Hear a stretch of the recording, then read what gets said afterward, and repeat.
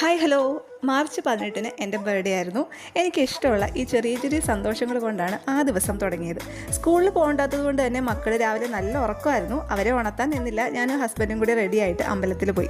Birthday ദിവസം അമ്പലത്തിൽ പോകുന്നത് ചെറുതിലേ മുതലുള്ള ശീലമാണ്. ഞാനതിപ്പോഴും ചെയ്യാറുണ്ട്. നാട് മാറിയെന്ന് പറഞ്ഞിട്ട് ശീലങ്ങളൊന്നും അങ്ങനെ മാറ്റാൻ പറ്റില്ലല്ലോ. കുഞ്ഞിലെയൊക്കെ അമ്പലത്തിൽ പോയിട്ട് പൂജ നടത്തി കിട്ടുന്ന പായസമായിരുന്നു അന്നത്തെ ബർത്ത്ഡേ സ്പെഷ്യൽ.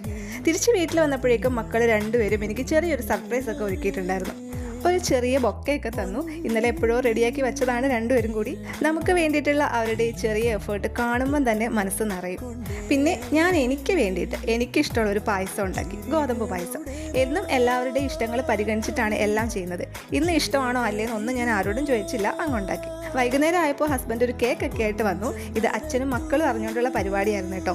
ഒരു പായസത്തിൽ ഒതുക്കാം എന്നാണ് ഞാൻ വിചാരിച്ചിരുന്നത്. പക്ഷേ ഇവരുടെ സർപ്രൈസ് എൻ്റെ ദിവസം കൂടുതൽ സ്പെഷ്യലാക്കി.